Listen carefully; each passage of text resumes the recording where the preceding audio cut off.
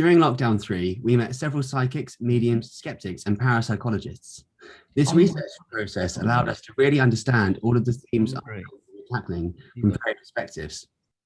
4 of these people are here tonight: mediums Ken Mason and Pam Sears, skeptic writer Michael Marshall, and parapsychologist Dr. Chris French. They're going to briefly introduce themselves, and then we'll jump straight into the discussion, where they'll answer my questions and have the option to respond to each other. We're going to do a poll at the start and at the end of the discussion to see if anyone managed to shift the views of our audience members. We have 4 topics to get through, and at the end, hopefully we'll have time for a short Q&A. So if you have any questions you'd like to ask any of the speakers, please write them in the chat and say who the question is for in your message. Now I'll let the speakers introduce themselves, starting with Pam. Good morning from Arizona. I think it's about 11 o'clock in the morning. I am an evidential psychic medium. An evidential psychic medium is one who brings forth information so that you will know with those details who is talking to you. Birthdays, the way they passed, the way they lived on Earth, what's still going on with Earth.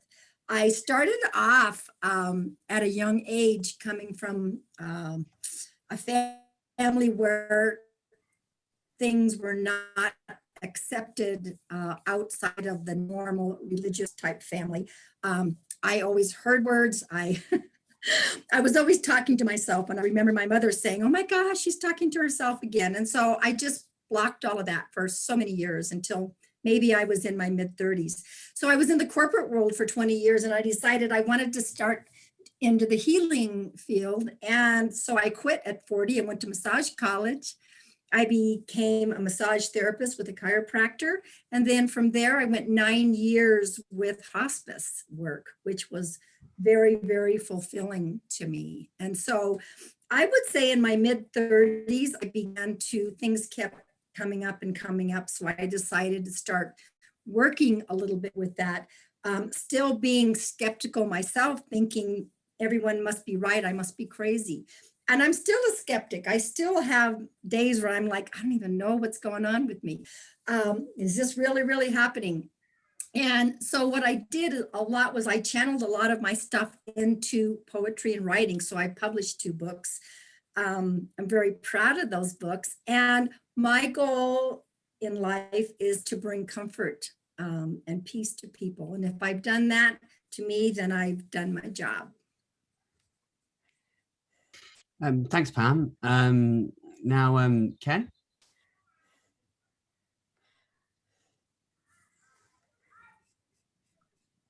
Ken, are you there? I think he's... Okay, sorry, turn the speaker off.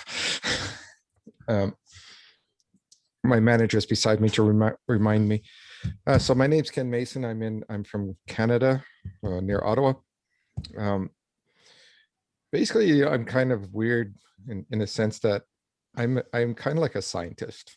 I was a scientist. I was about 30, 35. I was a software engineer and all that kind of stuff.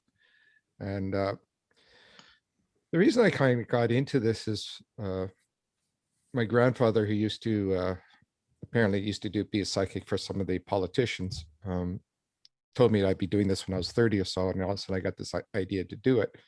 But even if I got into this, I'm still very much a scientist in the sense that when something happens or when people send things to me, because a lot of people send things to me, I kind of look at it as very skeptical viewpoint first, and then I'll try to do the evaluation and at the scientific side. And then if I can't find out anything about it, then I'll say maybe.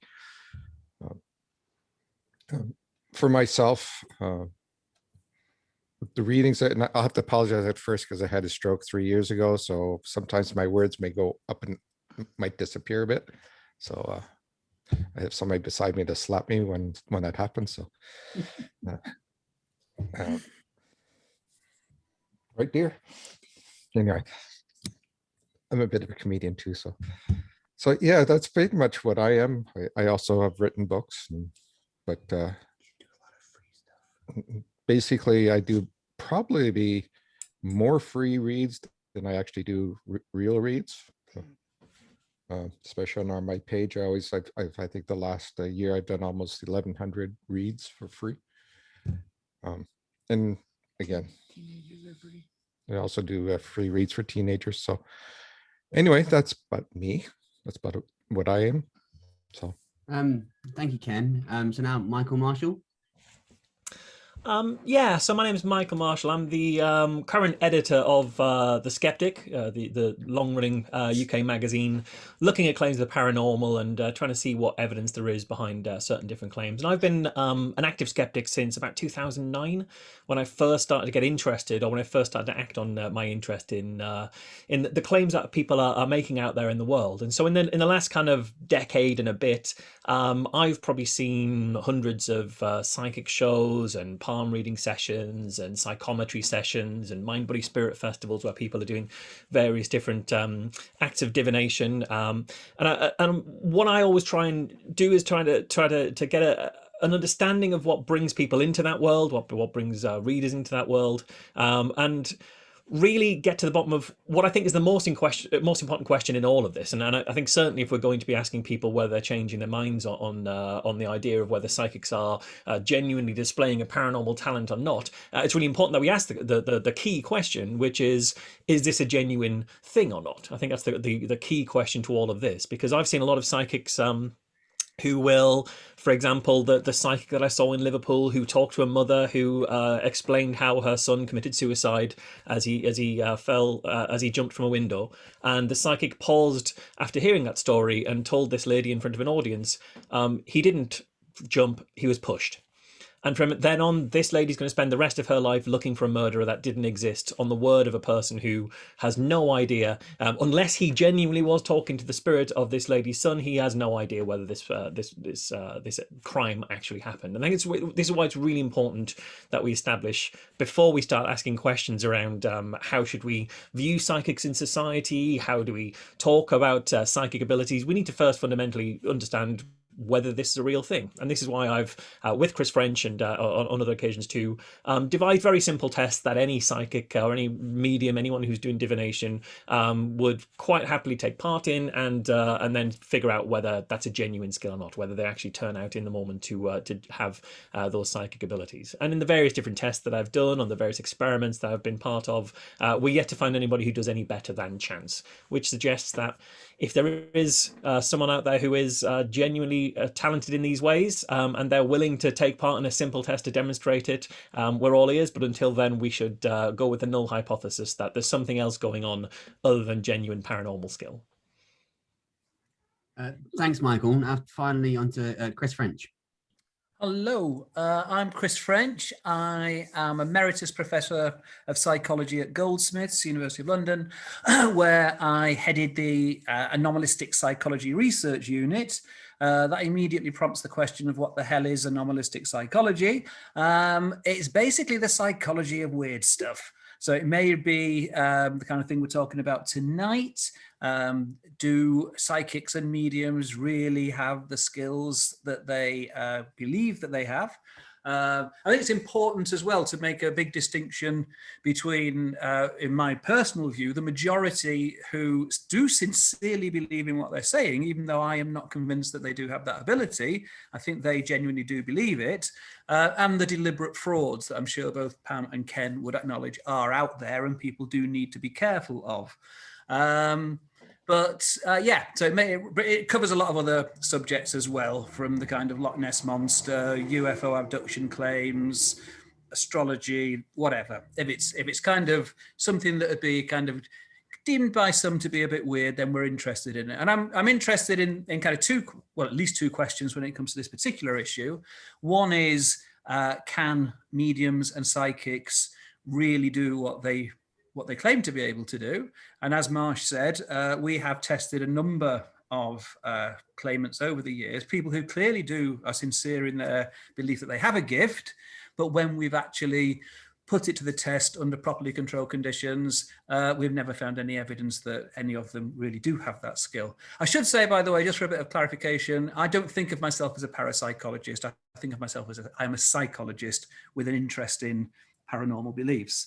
But the second, kind of related, there are related factors to that. If If they really don't have the skill that they are claiming, then what's going on? Because clearly a lot of people do believe that their readings that they get are genuine, they are impressed, and so the whole psychology of what's going on there is something that's of great interest to me. And then there's even other questions then, like overall, do mediums and psychics do more harm than good, which is not an easy question to answer, but we'll maybe come on to that. Thanks, Chris. So we're just going to move on to the poll now. It should just be about to pop up onto your screens. And then if you just click your vote.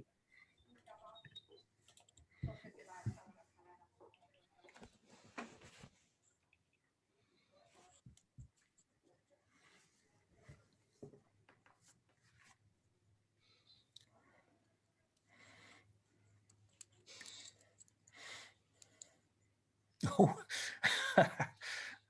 Right, okay, so we've got the results. There's 21% other, 50% skeptic, and 29% believer. Which is an interesting split, I guess.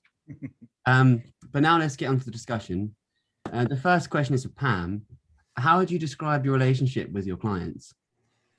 I certainly do not call myself a therapist. I am not certified in that realm. I'm certified as a massage therapist. But to me, it's about trust. There's a big responsibility that is put on me, I feel, as a medium. And so there's a big responsibility to do the right thing for someone in regards to how are you going to relay a message? Is it going to help the person, or is it going to, harm them or bring more angst and grievance? I just want to bring them some comfort in any way. I don't want to get them upset. They're already grieving enough as it is. What about you, Ken? How would you describe your relationship with your clients or sitters? Well, my relationship is more of, people almost kind of, I've said that I'm almost like a grandfather when they come and see me. But at the same time, on the business side, when I do reads for people, I'm, like she says, I'm not a psychiatrist. I'm not certified for that. So if I see any issues in that kind of regard, I kind of try to advise them to go see a psychiatrist or go see a doctor or whatever, because I don't want to get into that position where, but in the end, I also have, I have a money back guarantee. So if people don't like the read, I give them their money back. If they, and I don't want to see them within 6 months. So I always tell them, I don't want to see you for 6 months to a year, because I want to see if what I told you makes sense to you, if it's actually happening. If it doesn't happen, no point coming back and see me. And I think the read itself, most people say, it's just like sitting down either with grandfather or just with a good friend, and we laugh, we talk. But I don't actually have any what would you call it, a friendship reaction to them. So they don't become friends with me. Do you mind if I ask, just as I think it's really important that we kind of understand what we're talking about and what terms we're talking about. When it comes to the things that you do, Pam, Ken, do you get messages from the dead? Do you divine things that are going to happen in the future? Because obviously you get some people who say they're mediums, they're just a conduit between what's on the other side. Others say that they're able to help people understand what's going to happen in the future. Which do you do? Because those are obviously quite different skills. As a psychic medium, we do both. So you're skilled right. in both I those will unrelated fields. Yeah. I personally do not dwell on futures. It says my internet's unstable, so if you guys can still hear me, I don't want to know anyone's future. That's not my business. That is between what I would call God and their journey. I do a lot of bringing forth messages from loved ones on the other side. If somebody wants to know the future, I don't even hear it. So I'm very open and honest. It's like, no, don't want to do that. Personally, for me. Could I just ask a question? I mean, maybe more directed at Pam, given what you both, at Ken, given what you both just said. If you saw something very, very bad in the future, would you tell the client about that? I mean, would you feel that you had a moral obligation to tell them about that? or would you feel that you shouldn't tell them about that because it's a tricky issue? No, it's actually, I would never say anything to somebody, you know, like quickly, there was a friend of mine in England who had attended a psychic with their mother, and type of thing that I wouldn't do, but the psychic looked at her and says that you'd be dead in 6 months. Yeah. Right. Yeah. And the thing is that I found myself horrified by somebody saying that. And I'm going, well, no, that's not right, because in the next 10 years, she was spending money to go to doctor to try and find this cancer that she had. And I'm thinking, and that's part of the reason why I have a psychic code, you know, the code of ethics, which, Right, you know, yeah. I look at other psychics and say, do you follow this? Because if you don't, then I don't like you. Because that means you're abusing other people. You're trying to, especially people that are just doing it for money, because they'll just say whatever they want to get people to come back. Well, yeah.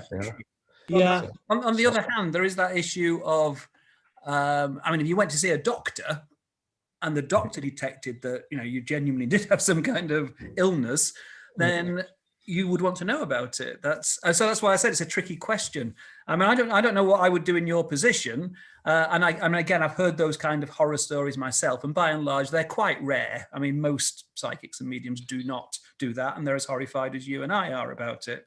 But it is quite a difficult one, isn't it? If you think there's some kind of potential, I mean, again, is it sometimes that it would be a potential danger, or that there might be something they could do about it, or there's nothing they can do about it, it's written in stone and it's going to happen? Well, no, I don't think anything's written in stone. What I usually see, if I see something and it's kind of a message, you know, like they're going to have it, you know, issues with their heart or stuff like that, all I simply say, you know, make sure you keep up to date with your doctor. Okay. Yeah. Okay. You know, go check out with your doctor, see if there's something going on.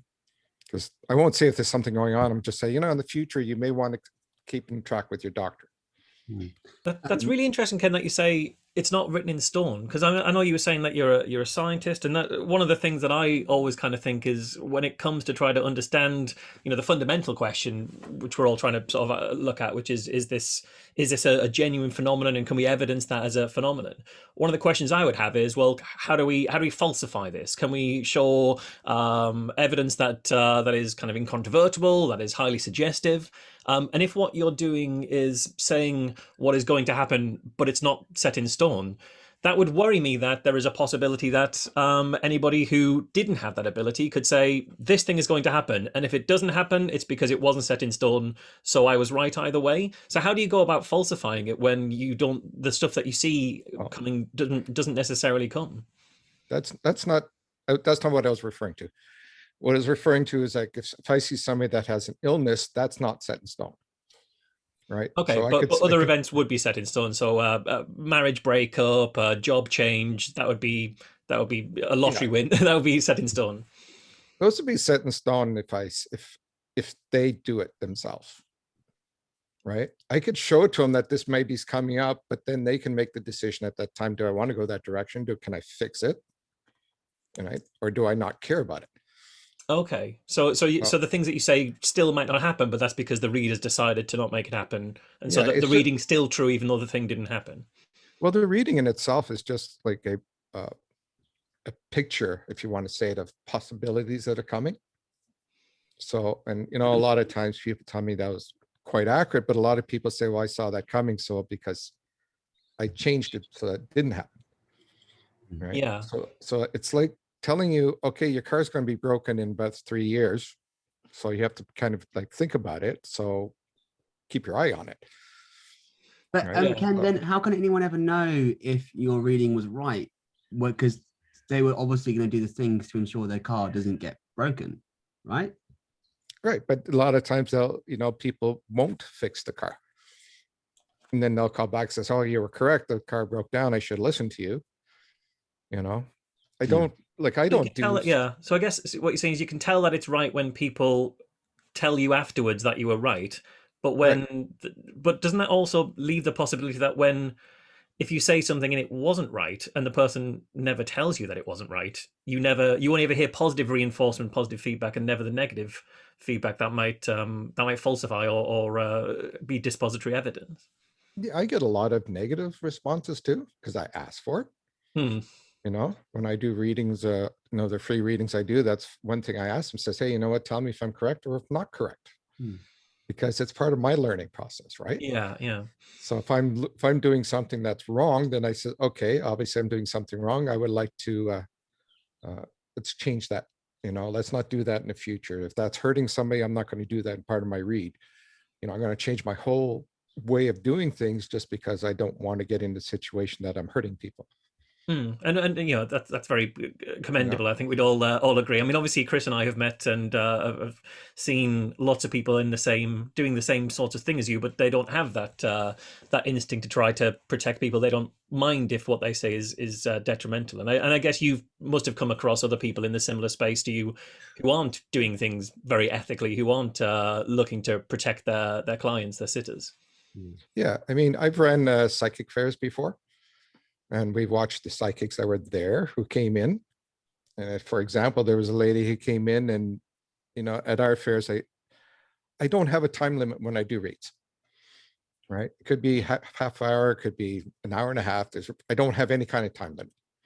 Just depends on kind of what people need. But there was a lady that was going in there and she'd read for 30 minutes and then she'd stop and say, well, if you want more, you have to pay more. Right? Yeah. And I looked at her and says, no, leave. Because that's not what we're about. We're not about the money. We're about helping people. You know, that's why I have the money back guarantee. I mean, if I don't help you, then you're not going to pay for it. Yeah, yeah. Right? And then I'll direct her to somebody. Can I just come in with a question, just for both of our psychics? I mean, what you said that sometimes you get feedback saying that you're reading that, you know, it wasn't accurate. About what percentage would you say you're accurate versus inaccurate? Well, I can honestly say in the last 27 years or so that I've been doing it, I probably had to give the money back 6 times. I mean, but do you think that always means, I mean, sometimes people are just kind of polite, aren't they? And they might kind of just go away and say, I wasn't really impressed with that, but I didn't want to. Yeah, it's a nice guy. He's always ask. He's trying to help me. You know? When I first started, I would probably say I was about 75% incorrect. Right. So after 25, 26 years, you developed, you know, that the ability, if you want to call it, because you know, everybody has the same abilities. It's just depends if you use it or learn it. Right, because we're all born with it. But the thing is, the more and more you practice, just like anything else, just more and more you're aware of how to use your abilities and how you can sense it, if you want to call it that. So it's like being an artist, where you just start tuning your tools, right? Okay. And then eventually you start having stuff that is acceptable. Okay. Pam, same question for you. What percentage would you say your readings are accurate? Well, you know, that's a good question. Sometimes we don't get validations down the road. We never hear back from these people. And so, you know, it's kind of a tough one. I mean, you know, many of my clients will just say, wow, you know, you've given me this, because I don't do futures. And so if something happens or doesn't happen, you know, I think the percentage of the accuracy from when loved ones come through and give them information, I would say most people say, oh my God, you're spot on, but that's not 100%. There are people that say that does not resonate with me. And I say, of course, no one is ever going to be 100% accurate. Okay. So it's hard to tell you a percentage, actually. But again, I presume you're both familiar with kind of one of the standard skeptics arguments that there is a technique that con artists can use called cold reading. And I'm kind of assuming you're both familiar with that. And I've seen kind of self-confessed cold readers do readings for people that have absolutely blown the socks off the person the reading was being done for. And they could set up as fake psychics, and I'm sure make a very good living from it. Now, you know, I'm not for 1 minute saying that either of you two, or in my personal opinion, most other psychics and mediums, self-proclaimed, are you deliberately using that technique. But I do wonder to what extent you might be kind of unintentionally using something very similar. You know, you're kind of, and I think that again would lead to a situation where your hit rate, in terms of getting positive feedback, would kind of go up the more you did it. You know, I mean, I once managed to pass myself off as a psychic on daytime TV over here in the UK, purely by using cold reading. And it was just to demonstrate that this is a possibility. And that's why I think both Marsh and I are very keen to kind of try and test psychic claimants under conditions that rule out the possibility of any kind of cold reading, either intentional or unintentional. And when we do that, and this is the story from most other similar tests that have been done by other people, the psychics come out not being able to demonstrate their ability. And again, I don't know what thoughts you've got on that. Why is it that when we test these people, we get them to sign something in advance saying this is a fair test of their claims, you know, that we've not set up conditions that they would say, oh, well, I can't do it under those conditions. They're quite happy to do the test. And it's only when they fail the test that they retrospectively decide that actually our tests weren't fair after all. But in advance, they said they were, you know. And I just wondered what your thoughts are on that. I personally, when someone wants to sit with me, we call him the sitter, I don't want any information. I don't want to ask any questions. I want to be able to just sit with this and say, okay, this person gives me this and this and this. Don't ask me any questions. I don't want to pull things out. And if it doesn't resonate, it doesn't resonate. We move on to something else. And so I think a lot of people that say, oh, cold readers, you're always asking and you're trying to get questions. I don't work that way. And I want things to be as natural as possible for me as well as for them. Can I ask, Pam, when you're doing your readings, you say that you don't need answers to questions and things, which I think is obviously great. How much information in terms of feedback do you need from the sitter in terms of them saying anything verbally in order for you to carry on reading? Are you able to read without anybody offering you verbal feedback? A lot of people do not give feedback. I love it when I do have a skeptical person, because it's okay. I'm still a skeptic myself. And so they want to wait. And then I've had a woman with the wall up. She wouldn't give me, anything, and that's fine. I'm just giving what I give. And then afterwards, she said, you were spot on. She did not want to even answer a question. I'm okay with that. I'm just a messenger. That's how I feel. I'm just a messenger. And if these messages come through and they resonate and they help you, fine. If they don't, like Ken, I give money back. Most of my readings are free because I do a lot of live free readings. And so that's kind of how I feel giving back in service. So most of them are free anyway. Yeah. It's interesting you say that you had a lady who had a wall up. I assume you mean a metaphorical wall, although Chris and I have done one of the tests that we would run is actually putting a physical wall, because we spoke to a lady who said she talks to spirits, she can see the spirits. So she didn't need to see the sitter, she could just be in the same room as the sitter and the spirits would walk around the wall and continue to talk to her. Is that the way that you'd be able to operate, or would you need to be able to see the sitter even if they weren't? No, with COVID happening anyway, most of mine are either on the telephone, they could be video, but it doesn't matter. People say, well, do you have to have the phone or video? It doesn't matter how I communicate. So the wall literally wouldn't bother me at all. No. So this is how Chris and I would design a test. So we would say, well, if you don't need to see them, we can put the wall. If you're speaking to spirits, then you don't need to hear the voice of the person you're speaking to, so we can have them sit quietly behind a wall. And then what we do is we'd say, we'll give you 5 readings in a row where you can't see the person on the other side, and you write down everything you're getting from the spirits, and then we'll take those 5 readings and give them to the 5 people and say, pick your reading out of that. Does that sound like something that would be fair for you to do? I mean, I'm always open to things because, I have a lot to learn. We all have a lot to learn in this world. And so, that is something I would be interested. Absolutely. Yeah. Well, maybe that's you say you're interested in learning. Maybe that's something we could do sometime, or I could find someone in the US who'd be willing to do that, because I think I'm really interested, as Chris is, in what's really happening here, and clearly people are experiencing something. And it's really important for us to figure out, well, if this is genuinely talking to the dead, that's fascinating, and there's a really interesting whole world we can open up.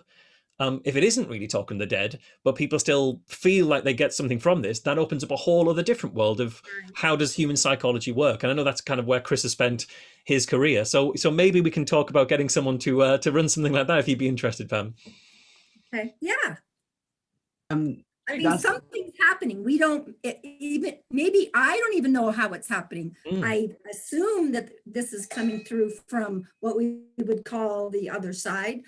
Something's going on. And so, you know, might be something interesting to figure out. If that's not what it is, what is it? If I could just ask one last thing before we on to our move on, next if I discussion could just be topic. very quick on that, Oscar. Right.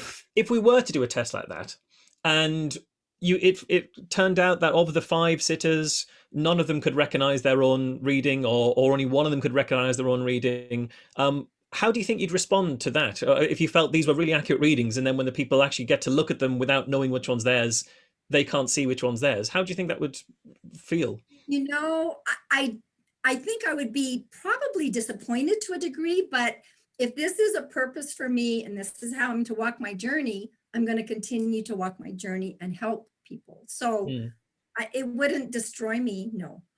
Yeah. Okay. Sorry, Oscar. I realize I'm monopolizing things, so I'll let you take back over. So this first question on this section on the bereavement and the grieving process is for Pam and Ken. Are there any risks or ethical dilemmas when it comes to interacting with grieving people? Because obviously people who've recently lost loved ones are often in quite a vulnerable state. So the way you deal with them, I guess you have to be quite careful. How do you manage those risks? Well, personally for me is I'll look at it and say, I don't want to see somebody who's just recently passed because of their emotional level. Because, you know, if you're really emotional and you say something, then they're tended to be more emotional, more likely to click on something. I mean, I don't do cold readings. I mean, when it comes to spiritual, hey, you know, I see this person here, this is what they're saying, and so on and so forth. If it makes sense, fine, carry on. If it doesn't, then let's move on. And, you know, obviously some people will tell me, says, no, it doesn't sound like grandfather. And I said, okay, good. Then it's not. Let's move on to something else. And I get a lot of, I get a lot of success that way. I don't ask names. I don't use names. I don't use cold cuttings. I don't go, hey, I see a J, whatever. Because to me, that's just somebody that's not connected and is just faking it. Or trying to grab something that, you know, the person thinks that it's their person. So like I said, all I do is I just start talking. This is what they're saying. And a lot of times they'll say, hey, that's them. And then I'll carry on. But as for, you know, dealing with people, I won't deal with people, or I have, but I need to know that they got past that grieving spot where they're very emotional. And so they're logical.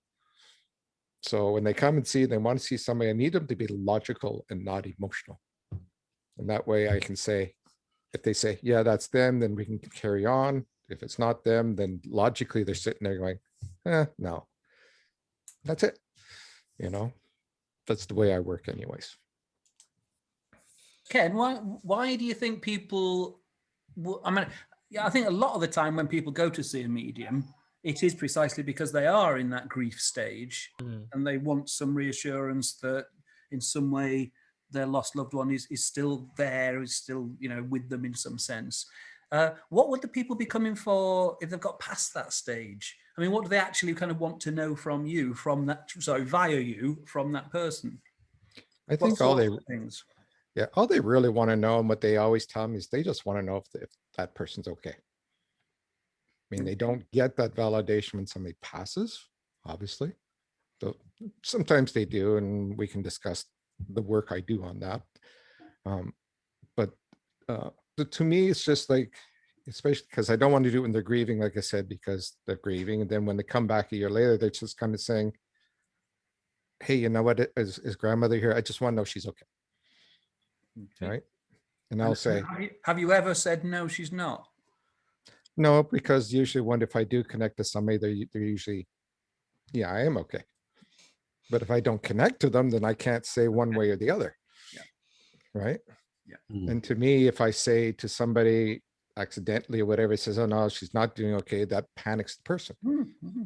Right? Like they'll look like, oh, then what's wrong with her? Did I do something? And a lot of them come to me, says, yeah, you know, I didn't see her when she passed. Is she angry at that? No, is she angry at, no, I'm not going to tell you that kind of stuff, because I don't want to, you know, it's like looking at somebody and say, hey, your mother's going to pass it in 2 years.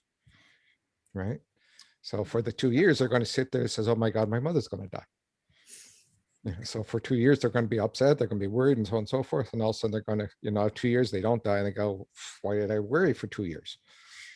You know, so it's anything that's kind of negative, I think, is not it's not ethical. Right? Chris, I just wondered from your perspective, how do you think grief generally affects people's susceptibility to spiritual beliefs? Do you think if you're in a grieving place, you're a lot more likely to cling on to new beliefs or new ways of thinking? Well, I mean, again, I mean, there'll be a whole range of responses to grief. But for anyone who, for whatever reason, whether it be through their religious belief or just general kind of new age spiritualist type beliefs or whatever it may be, does believe in life after death, then one possibility would be to go to see a medium. And I mean, one of the things which we don't have is systematic data on whether this actually helps people with the grieving process, which is possible. You know, even if you can't really communicate with the dead, you know, we don't know what the effects of sincerely believing that you have made contact with a dead person for the person who's grieving might be.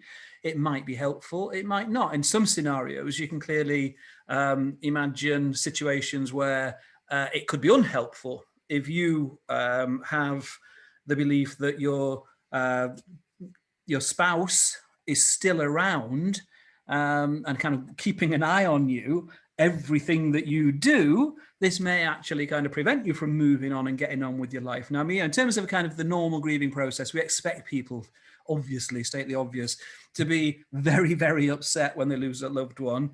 But after a while, the pain, you know, it's very hard to believe this when you're in the middle of the grieving process, but the pain will lessen. And if you're still a relatively young person with many, many years of your life left, the psychologically most healthy thing to do is to kind of get on with your life, maybe meet another partner and you know, settle down. And most people would want that. If they were to pass away, they would want their partner to still go on and have a fulfilling life. But if you feel that person is still around, watching you, maybe disapproving of what you're doing, it could potentially be a problem. But as I say, we don't know. We just don't have the systematic data to say one way or the other.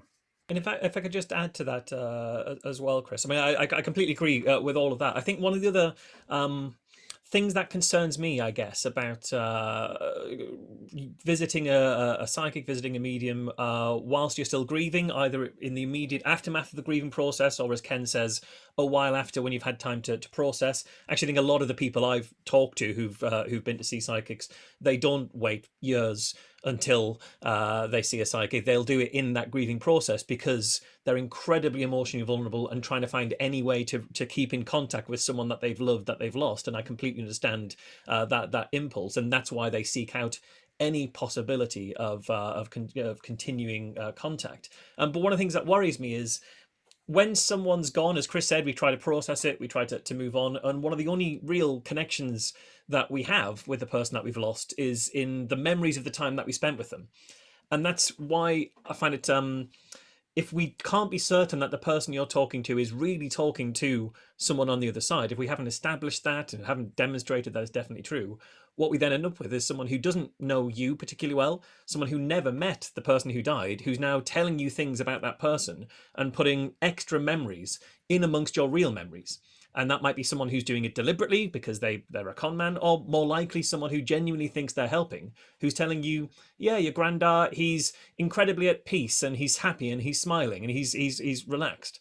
And if I remember my granddad as being a very grouchy man who was always very terse, and that's just who he was as a person, I'm now thinking of him as being relaxed and friendly and smiling. That isn't the person that I knew. It sounds lovely, but it's not the person I knew. And in a few years' time, will I be able to remember the man that I knew in my life, or will I only remember the memories that were given to me by the person who believed that they had psychic ability? I think it's why it's really important to establish whether it's real before we start allowing us to consider it as a way of dealing with the grieving process. See, that's what I do, is that's why I don't use names or whatnot. I just talk. And the first thing that they'll realize is that this person's coming back with their personality, right? I won't tell them, hey, this guy's happy sitting on a rock somewhere and just, or sitting in a cloud playing guitar. That's kind of a weird. I don't see spirits doing that anyways. But what I basically say is, I'll tell them this is what this person is doing in this life. Okay, like, hey, yesterday you did this, you just bought a whole bunch of shoes, but they'll also say, come in and says, I'm still bitchy, and then they'll reflect to things that they did in life that was bitchy. And then I'll tell the people that, it says, oh my God, that's what she did, which is not something I would know, because I always look for something. I always tell them these are things that I wouldn't know. Right. And so Pam, then I just wondered if you're ever worried about the effect you could have of diluting someone's memory of a loved one, even if you are comforting them. Do you think, like Marsh says, if you're diluting from who they actually were, and even if your sitter had a toxic relationship with that person, could you perhaps be glossing over it for the sake of a quick? For me, they always come through as who they were on earth. Okay. They're not trying to, they definitely have some peace, and they're to me, reconnecting with other loved ones and things like that. But, I'm thinking of that as saying, oh, he did this. He wouldn't go to church. He was very, very gruff. He was a very stern person. And they will come along, and at least they will know that is the person who's speaking to me, because I'm coming through with that. Do I worry about that? I really don't, because I'm giving them information that they can say, that's who it was. That's who's talking to me. So I don't feel like anything gets diluted. Like I said before, sometimes we don't get validation, so we don't always know later on, did they come back and just say, well, you had me really thinking about that. That's not really me a lot, I'd say. Yeah, and I don't lack force of validation, things. lack of follow-up. I do have to admit that's the bit that I find particularly troubling. Obviously, if you were talking to a psychotherapist, if you're talking to a therapist, there'd be processes in place, especially when it comes to dealing with grief, for how best to manage people through that process. But when people turn to a psychic for managing their grief, you might have 1-2 readings and then never hear from that person again. And I honestly don't know, if I was that person, if I was the psychic, I don't know how comfortable I'd feel never knowing what impact I actually had, and never having any follow-up to make sure that I didn't have a detrimental impact. I think that would bother me an awful lot, and would be something I'd try and work very hard to close that gap. And I don't know whether that bothers you at all. Personally, I find what happens is, if I do give a reading and somebody, they'll come back and says, oh, that makes me feel a lot better, and I have that sense that they're okay, they usually follow me on my page, or they're with me on my free reads on Wednesdays, and I'll see them and we'll talk, right? And then in that kind of sense, I'm kind of looking at them and saying, hey, are you okay? I may not talk to them directly, but they will be talking to other people, and you can tell they're okay. As I said before, if somebody's coming in here and they're really grieving, that would probably, when I look at them and say, you know what, if this is bothering you so much, go see a therapist, because I don't like somebody come in and really, really be grieving, and especially if somebody comes in and says, I've been grieving for a year. If I hear somebody say that, I'll go, well, I think it's time for you to go get some help. That's very atypical for a psychic. I think, I don't know whether you'd agree with that, but certainly from the many psychics I've talked to, that's not something that's common. And from the people I've talked to who regularly get readings, they don't report the same thing. So would you say you're atypical in the psychic community for that reason, Ken? Oh yeah, absolutely. Yeah. I work towards, I'm not, like I said, I'm not in it for money in any way, in shape and form. Right. And like I said, I do it for free. I do it to get, get money for charities and all that kind of stuff.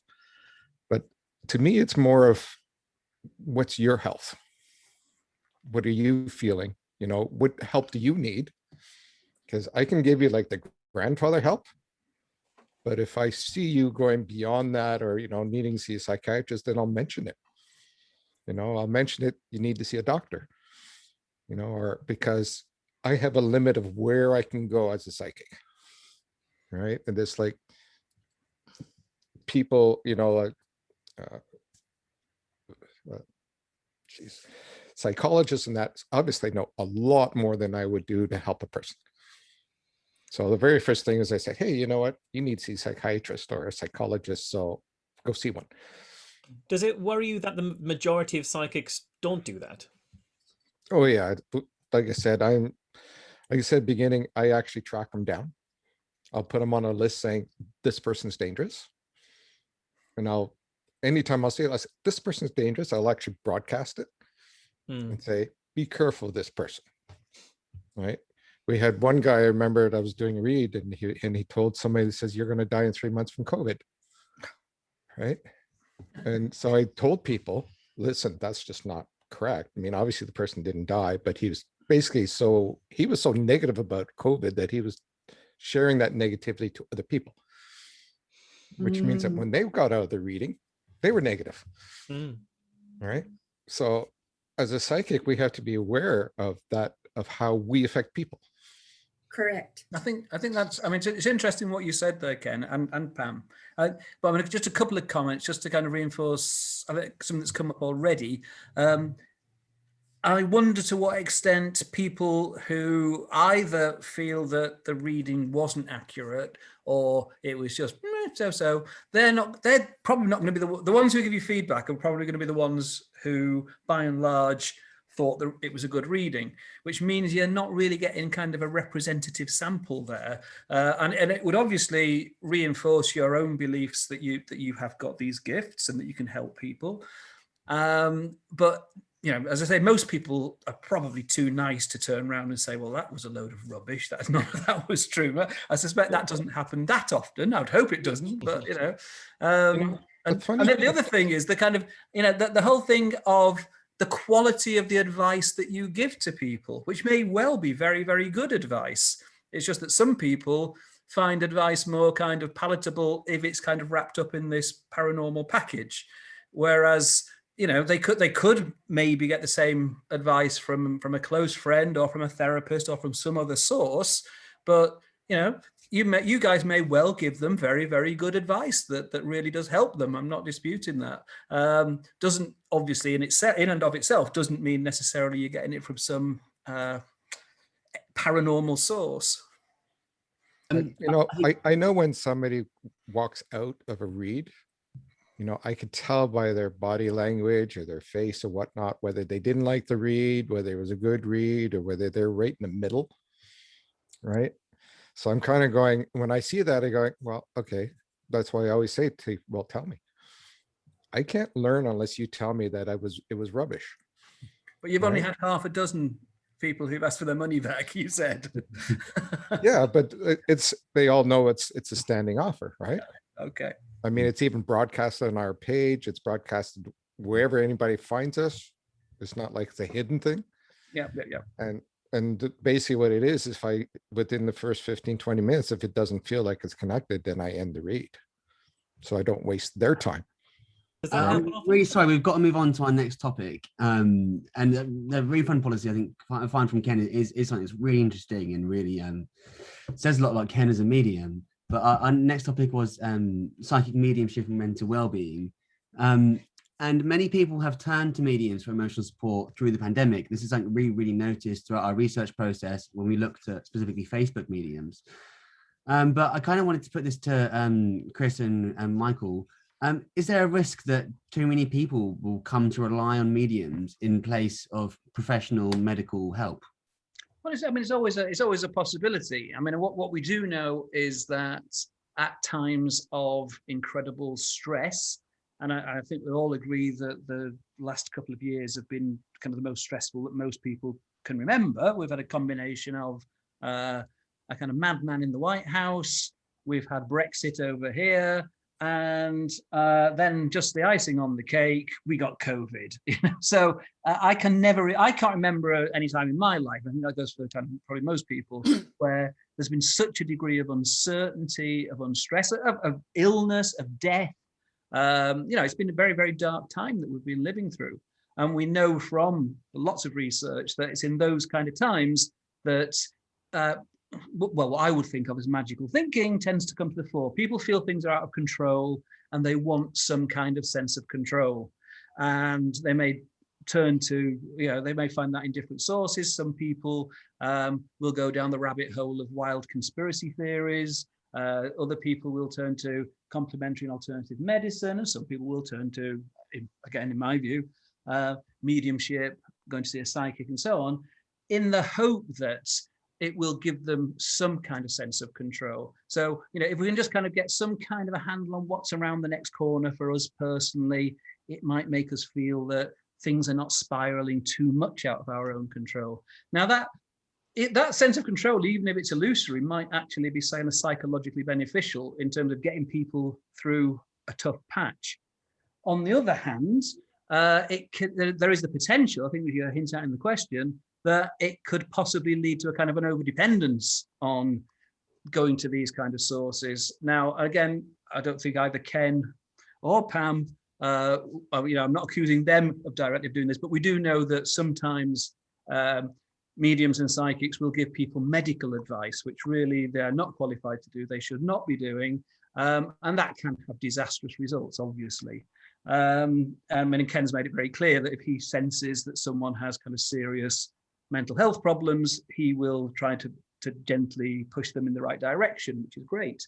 But even a kind of an overdependence on going to, if you can't make a decision without consulting the psychic or the medium on important things in your life, then again, most of us not see that as very healthy. What we want ideally is for people to take responsibility for making their own decisions, for their own actions. And, sometimes things happen in people's lives that are totally beyond their control and there's nothing they can do about it. But a lot of the situation that we find ourselves in is down to our own decisions and our own actions. And it's psychologically healthier if we can kind of take that on board rather than thinking there's some kind of external source that's causing our problems or that on the other hand might be able to help us. Yeah, if I can pick up on that as well, Chris, I think the drawing the distinction or the comparison rather between mediumship or turning to mediumship as a coping strategy during times of stress and crisis, and how that some people turn to that as a solution, others turn to conspiracy theory as a solution. The question being, could people become overdependent, is similar to saying, well, could people become overdependent on conspiracy theory as a way of coping with this? Well, if the conspiracy theory is untrue, then any amount of dependence on that is going to be unhealthy. And I think that's why it's so important that underneath all of this, we need to understand, are psychic abilities real? Are people honestly genuinely talking to the dead? Is there something else going on that they don't quite understand, that we don't quite understand, or that we do understand and have other better explanations for? I think we need to understand that bit first before we can decide whether any amount of reliance on it is helpful or not. I could see quite plausibly there being a short-term benefit to that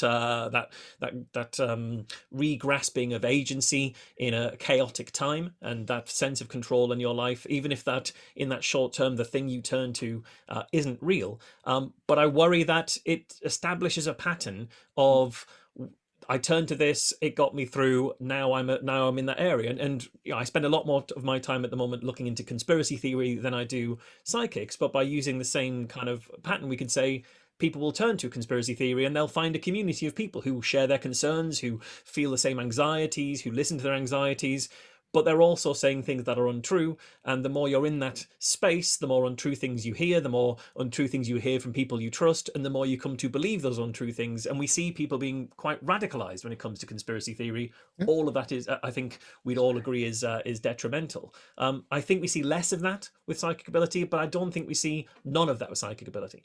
And people could turn to responsible people, as it sounds, you know, Ken, Pam, you both sound incredibly responsible the way that you do your readings from what you've said tonight. But I think when people turn to, it's possible that people would turn to you guys and say, well, that worked out so well, I'm now going to be looking at other psychic stuff. And then they stumble onto the guy who is going to say, by the way, slip me a $5 and I'll cure your COVID, or I can predict when you're going to get cancer, and this other damaging stuff. So because this is such an unregulated Wild West, there might be white hats out there who are trying to do things the right way, but then there are the black hats riding into town on horses who we need to protect people from. And it's very difficult to do that when we can't establish that that whether this is real or not. So I think we have to do that bit first and then decide whether it's beneficial. I think though that, you know, we have so many people that are scammers in this world that hit every aspect of our life. You know, we have people who also go to, you know, just going to church and getting influenced by churches and saying, hey, you know what, if you do this, then you'll go to hell, you know, or, you know, I've seen cases where, you know, men beat women. They go to the church and the priest says, well, if you pray, you know, 10 times, then you'll be forgiven, you know. So there's all kinds of things that, you know, that's why I tell people, I don't want to see you for 6 months, because I don't want them to come in every week and say, hey, what about this? You know, hey, do you think I should do this? You know, even when I do my free readings, I notice a few people coming said, hey, you know what, am I going to get a job, and is this the right path? Well, I don't want to answer that, because I'm telling you what to do. Is there a danger in that because they've come to believe that psychic abilities are genuine from having had readings with you, and then you say, I'm not going to answer that question? Is there a danger that they look for a psychic who does answer that question? So well, even sure then you're confirming that path. Well, I'm sure they will. I mean, it's like walking like into, you know, geez, you know, if you join a group that's supposed to help people, right? And you're sitting there and you're listening to people, and your whole goal is, hey, I've joined this group. They're going to do this for people and do this for people, and then I'll be part of that and I'll feel good. And then halfway through, she's realizing, well, no, they're only doing this for their money, for this or that, and it's not really helping people. And you know, charities are often like that as well. You know, where, hey, you know, everybody gives this money and only 10% of it goes to the actual people they're trying to help. So, like I said, there's all kinds of ways that people will migrate to, because they personally need something to hold on to. And I'm not going to be that type of person. I never will, because I don't want to damage your life. But I'm fully aware that, you know, when they leave the door, they're happy. But then, and even some of my clients have told me, I see them on free reads where they're on mine for free reads. And then you go to somebody else's free reads, because we see a lot of them, and the same person's there asking for a free read. And sometimes I even think that they're just going around just to be noticed, and they don't care about the reads. Right? They want to be listened to. They want to be heard. They want to feel like they're part of something, that they're part of a community. But sometimes and that's what we see. And Chris, I'm sure, will have more of an insight in that into that than even I do. But that's what we see when people then end up becoming quite taken with that area. And so, for me, those seem like the people most at risk of talking to a psychic who's going to give them incredibly damaging advice, because they're going out of their way to try and listen to as many people as possible. For me, those are the people that I think need to be protected, and we need to figure out how best to do that. And the way that I do that is to say, first of all, let's figure out whether anybody can demonstrate the psychic ability, and if they can't, then we're at square one in terms of where they need to be protected. Can we just get Pam's perspective on this one? You know, the same thing. I'll finish a reading and I can tell that the person wasn't really, I'm not going to tell somebody what they want to hear. I'm going to tell the information that I feel has been coming through and is truth. They want a different answer, and I'm going to give what I hear. And then at the end of the reading, they'll say, can I make another appointment for a month? And I will say, no. You have time to process this. Most of my people, I do not give more than one reading to. There are some that might come to me once a year. But these people, I have concerns about these people who go from chat to chat to chat, and lives and lives and lives. And they're very fearful. They're wanting connection with community. And I know who those people are. I'm very cautious about giving. I'm not going to give, every time I see you in a live, I'm not going to give you a free reading just because you're following me. So I agree. I have concerns about those people. You shouldn't be dependent on a psychic medium. You just shouldn't. What I do with my free reads is I have a book here, and every person I read, I take their name down. So when I see the name, I can flip back through the book and say, hey, I read you yesterday, or I read you in the last read, or I've seen you 6 months ago. So I document everybody I read, just so that I don't have a very good mind because of my stroke. I don't remember names. So I look at it and go, I don't want to give you a read every Wednesday. So I monitor that just to make sure that that doesn't happen. So we're not at the Q&A yet, but this is one I kind of want to give straight to Chris. Do you think that if therapy was more easily accessible, then the demand for mediums would decrease? It's an interesting question, and the honest answer is I don't know. I think there's a kind of there's certainly a stigma to in some people's minds, which there shouldn't be, but there is a stigma to saying that you needed some kind of professional psychological or psychiatric or counseling help, which maybe people don't feel so much, or at least again some people don't feel so much in going to see a psychic or a medium. And so again, we don't really have kind of hard data on that. I mean, I think there is clearly a need for greater availability of mental health professionals, particularly at the moment, going through the kind of COVID crisis and all those other things. But how that relates to what relationship that has to the kind of people who would go to see a psychic or a medium if they had problems. Again, I just don't think we've got the data to answer that, is the honest answer. And what do you think about that? If more people could get more professional access to mental health support, would people see mediums less? Sorry, who are you asking there, sorry? Pam, sorry. Oh, you're asking me? Yeah. Oh, sorry. It's a hard question. I personally, with so many people that have come to me for readings, these people want, well, and there's no way we can prove that there is another side. I mean, I've never been there, maybe in my dreams. I think most of the people, they just want to know that life goes on, the soul goes on, and that we carry on, and that we're going to see each other again. So I don't necessarily know that they're going to get that type of an answer going to a therapist, although the therapist is very important. So it is a hard question to answer, and I don't know, but there are more and more therapists that are working more spiritually with people, I think, than non. There's a lot of spiritual people, kind of, I don't know, I've met a few therapists that kind of are working with that, maybe just a little bit more. Maybe we need more of that. I don't know. I think we need to move on to our final topic before the Q&A, which is how mediums are perceived in the media or the general public. And I want to give this one to Pam again. Do you think psychic mediums are generally quite misunderstood by the public?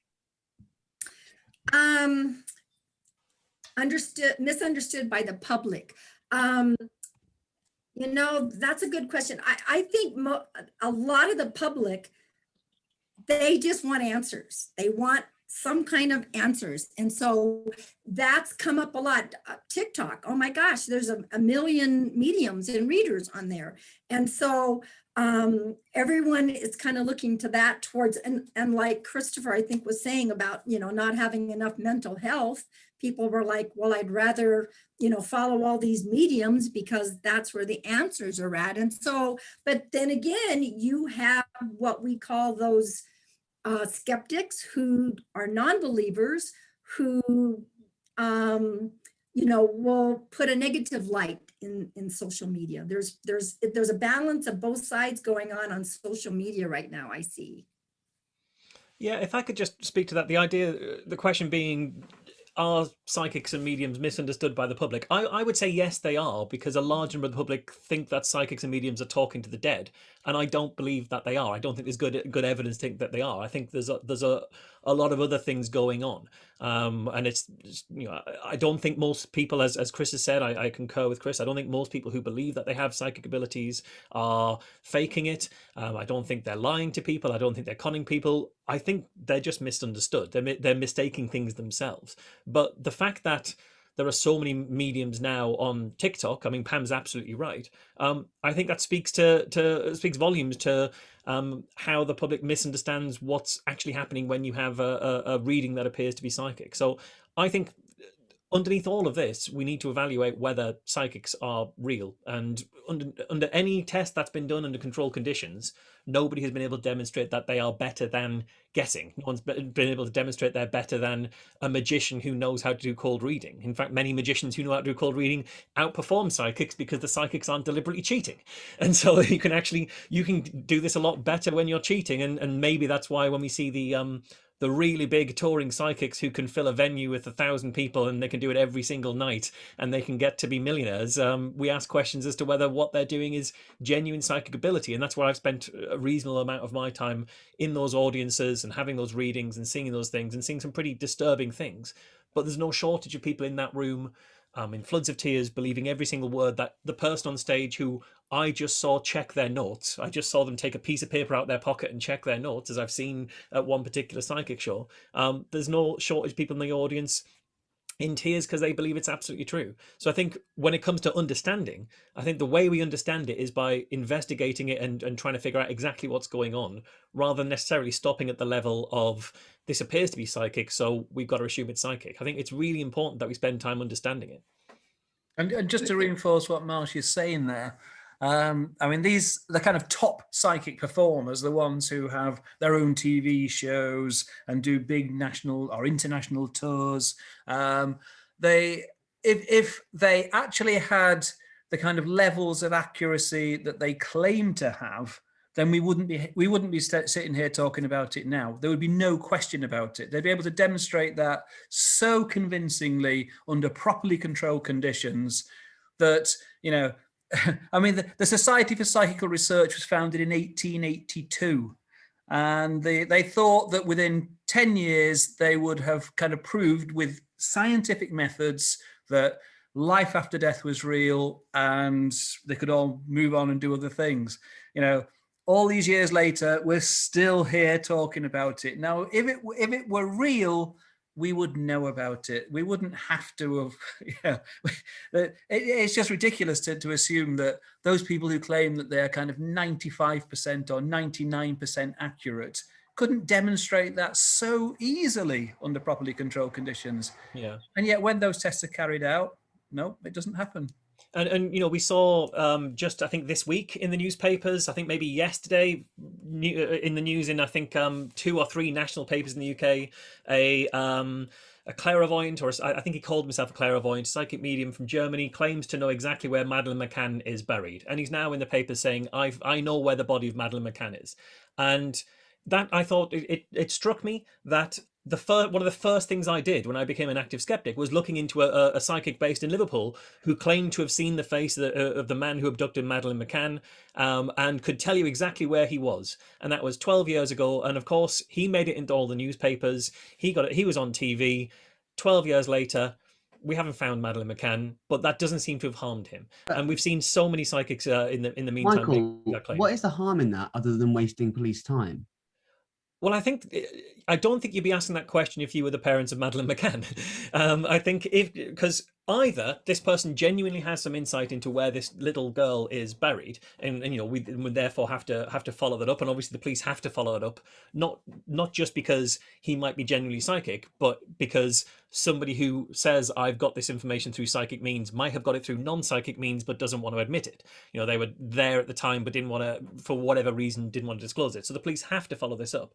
But if you're the parents of a missing child, what you see is yet again somebody in the newspapers claiming to have found your child. Maybe that gets the hope rising in you again that you'll have an answer to this mystery. But by this point, I think you probably are pretty battle hardened to know that this is just another person trying to sell tickets and using your grief as a reason for that. One psychic I went to see, who is again one of the big touring psychics in the UK, would be possessed by the spirits of the dead on stage. And she established a lady in the audience had lost a child at the age of 5 who drowned in a swimming pool. Horribly tragic case. And then she is possessed by the spirit of this 5-year-old child. And she says to this lady in the audience in front of 1,000 people, Mummy, I can't breathe, Mummy, I'm scared, I can't breathe. And there's a shock of a gasp in the audience. Now, either that psychic is genuinely taken over by that spirit, is genuinely possessed, can't help if how they come across is incredibly mawkish and macabre and gross, or that person's made a decision to impersonate a dead child in front of a grieving mother in front of an audience of 1,000 people who gave them £40. It's one of those two. There might be a third way. I can't think of one. And that's why I'm so passionate about figuring out if this is true or not, because where's the harm in that? Imagine being that mother who is having her tragedy spread across the stage like that for profit. I think it's grotesque. I mean, obviously, I don't think Ken and Pam, I don't think that's something you guys would do. I would never accuse that. But I'm sure you're aware of stories like that. I'm sure you're aware of people in the industry who do that. And Yeah, I know I remember one, I forgot her name now, but she was on TV in the States and somebody asked her a question because there was a girl missing. And she looked at the lady, says, I'm sorry, because they haven't found the girl. And says, I'm sorry, but she passed.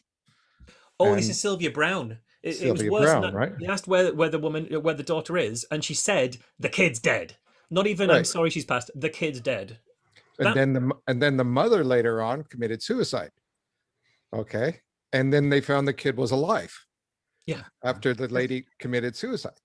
Yeah. There And are this is- many cases, not involving the suicide element, which is particularly grotesque and horrible, but Yep. there are many cases where either missing persons have been declared dead when they've subsequently been found alive, and then or the other way around, being declared to be alive and actually they were dead. So yeah, I mean, It's incredibly harmful, and there's either the person who is making these claims believes they've got insight, and they're misled. They don't understand how they're coming to these things. They think these are accurate readings when in fact they're not. Or this is someone who is just saying it because they know it will get them publicity because they've got books to sell and shows to sell, and there's plenty. That's not something that I would do, right?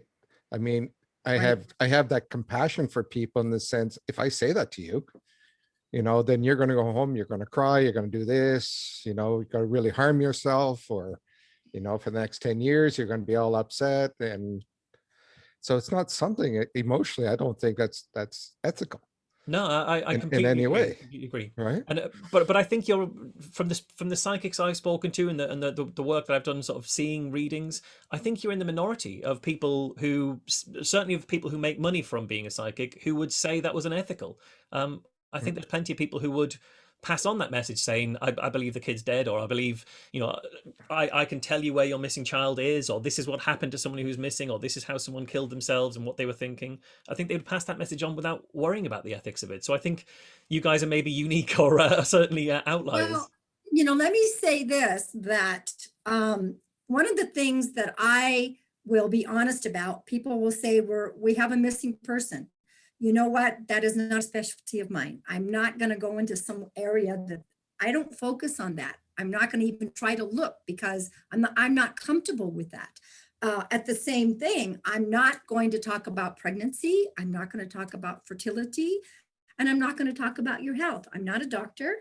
I'm not even what they call a medical medium. And so right off the bat, there are things that I have boundaries, and those are my boundaries, and I'm not gonna switch that. I had a lady on my TikTok. She sent me a private message that another medium said to her, yes, you're going to get pregnant, but the child's going to die. Oh God. Who would say something like that? What she was so distraught, and I'm like, who was that person? I could slap them, because that's not okay.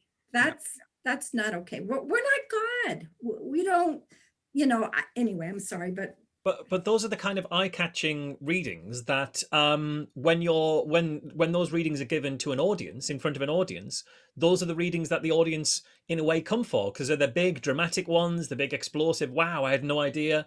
Those are the ones that get bums on seats and get tickets sold. And so there's an incentive in the industry for people, even people who believe they're psychic, to bend their belief a little bit and say, well, okay, maybe that was on the edges, maybe I didn't definitely know that, but I felt it, and I know I'm going to get financially rewarded if I say that thing that I know is going to shock people. There's an incentive in the industry for that, and I think this is why Chris and I are so passionate at trying to protect people from that more harmful end, and also establish whether this is real or not, because that goes to the heart of this issue, really.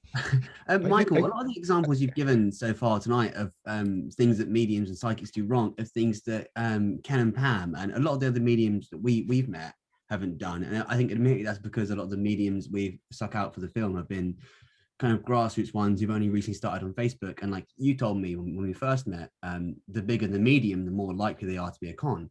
But what do you think that Pam and Ken do, from what you've heard tonight, what do you think they do is wrong in their practice?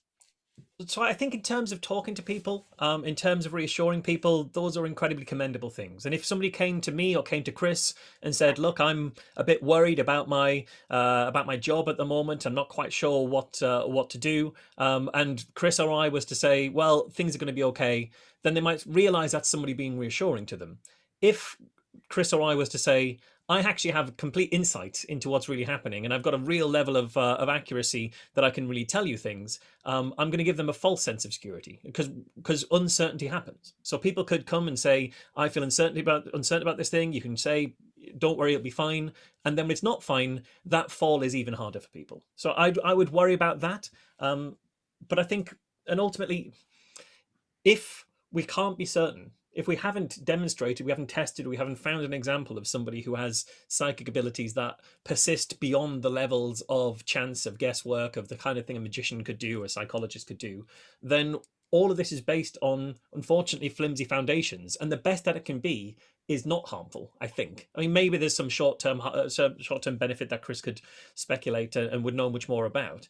But I worry that when we don't have a firm foundation, all of the things that are built on that foundation are inevitably going to be shaky, and we can just hope they turn out to okay, but they could very easily not, and there's no shortage of examples of where they don't, unfortunately. Pam, do you want to come back on that? No, I totally get that. Now, once again, for me, somebody's like, should I take this job? Should I go over there? I'm worried about it. I'm not going to make that decision for them. That is not my journey. I'm just going to try to give them, I try to give them personal encouragement, make that choice. Sometimes we have to make mistakes. We don't know if we're, if that mistake is correct. Mistakes are mistakes. It's part of our journey. I will never, ever go and say, well, this is what I see, and I see this is happening. I'm trying to just help them kind of just come into tune with their own self and make their own personal decision, because somebody's going to say, well, what should I do? That is not my job. I'm never going to tell somebody what I think they should do. Make a choice, and even it comes back around maybe making a mistake, it's their journey to experience. And I'm certainly not going to want to be a person that's involved in somebody come back and say, well, you told me to take this job and it didn't work. I could see possibly some challenges with that job, but that's not my journey to experience. That's for them to have that experience. It strikes me that what Pam and Ken are doing is actually kind of just acting, often at least, as kind of sounding boards for people to explore their problems and to come to a decision. which is pretty much what a counselor or a therapist would be doing. I mean, particularly if you're not actually giving them, direct advice to say, yes, you should take the job, or no, you shouldn't take the job. You're just talking about, do you think you've got the ability to do it? Is it something that you really want to do, and so on and so forth? I mean, very often when people, apart from kind of just people going for a giggle just for curiosity, if people go to see a psychic or a medium, there's some problem that they've got that they want to try to solve. And it would typically be around kind of careers, relationships, health. And if you say you don't do health, then that's absolutely great, and I don't think you should.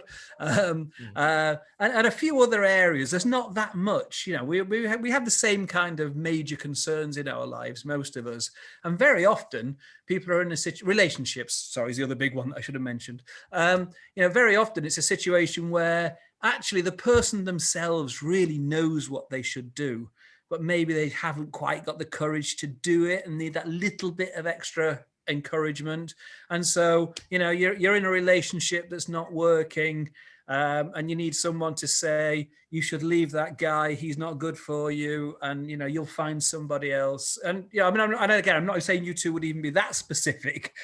I suspect from what you said you wouldn't be, but some would. Many psychics and mediums would be, and really the person knows that that's the best thing for them to do. They just haven't quite got to that stage yet where they can do it. But hearing it from another source and something, if they believe in mediumship or psychic abilities, it's enough for them to actually then take that step.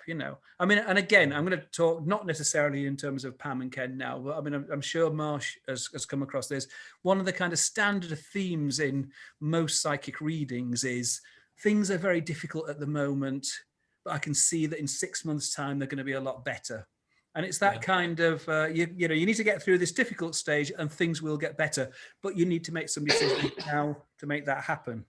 And, that may often be actually good advice. It's just been wrapped up in a paranormal package, and some people find that more palatable. Yeah, I think that's right, Chris. But I would actually slightly disagree with one of the things you were saying there. I know that you and I went on here to disagree, but I will disagree with you in that. I think but I think some people do go to a psychic because they know deep down they've got a decision to make. They know deep down what the thing they have to do is, but they're not looking for confirmation that they need to do that. They're looking for a reason not to do that. So I'm in this relationship, that is possible. Yeah, deep down, you should be ending this relationship unless you can find a good reason not to, and that good reason may come from divination and things like that. So that's one of the things I find. It becomes a coin toss at that point as to which direction. I think that's a perfectly reasonable point to make. That it can be either way, because obviously if you're in that situation, you can't make the decision for yourself, then you're clearly being pulled in both directions. So and again, sometimes people may end up staying in an unhealthy relationship longer than they would have done without. See, that would be kind of something that I would do if a lot of people come in for relationships, right? Which I kind of hate. But the first thing I would tell them, it says, just like you would say, well, I think you already know because you know inside. So what you need to do is you need to go for a walk. You need to get away from that person. You need to get out of the house so you're away, and then you're not being influenced by that person. So take a 15-minute walk, go sit in the park, sit there and say, what is my true feeling? And then go with what's going to make you happy, not what you're going to make other people happy. So, the first is you're never going to be happy unless you're never going to make other people happy until you're happy yourself. Well, that Ken sounds to me like sound advice, but not necessarily coming from a paranormal source, just coming from the fact that you're a nice guy and you like to help people. Yeah. Well, not everything comes from a paranormal. Well, no, source, exactly. right? Yeah. I think we can all agree on that. That's one thing we can all definitely agree on. I'm really sorry. We're going to have to move on to the Q&A section now. And we've had so many questions in the chat, but our first one comes from Morgan Evans, and it's for Ken and Pam. Do you feel like there's a strong background to your practice or beliefs that you're drawing from? And if so, are they tied to where you guys are originally from, or do they have more relevance to separate cultures? I know, Pam, you're quite into Native American culture because of the national park that you volunteer on. So I wondered if you could talk on that. And I do. I do follow, I like to follow lots of cultures, Buddhism, Native American. I like to study religions and such. I don't really think, based on my background, most people that I know that have a gift, I wouldn't say there was any background whatsoever. I just, and let me say this, everyone, in my opinion, is born psychic. We all have answers. We all, have that intuition. And so, I think just some people, and until I was 30, I blocked it. I was like, I'm not going to do this. I'm not going to do this. So I don't have an answer. Maybe Ken has an answer, but my background didn't have anything to do with what's going on now, I don't think. No, I don't think that you have to be part of a specific group or this or that. It's personal. Really, it is. I mean, you don't have to be a native, or you don't need to be Indian, or you don't need to be anything to say, I have something different than somebody else. Your philosophy may be different, but everything's the same. So it's kind of like religion, right? Where if you're, what's the difference between the Roman Catholic and the Christian and the Jewish religion? What's the difference? Basically one belief, but it's the same religion. So it really is something that is personal, to be able to do that kind of, or how you're doing the work, or how you wake up one day and say, hey, I want to help people, or hey, I want to scam people. It's the same thing, really. So the next question I've got is from Emma, and it's for Chris. Do we think that mediumship might correlate with personality disorders like narcissism? I'm not sure whether narcissism would be top of my list. And again, at the risk of offending Pam and Ken, which I don't want to do, there is some research that does suggest that there are certain personality characteristics that mediums score more highly on. There was a recent study, in fact, that showed that they tended to score more highly than the general population on something called schizotypy. And schizotypy refers to the fact that it's now kind of recognized that there are certain kinds of unusual experience that are not necessarily a sign of mental illness. Let me make that very, very clear. That they run through the kind of general population, from some people who would score 0 on a measure of schizotypy to other people who would score so highly that they needed professional psychiatric help. But there are many, many, many other people in between.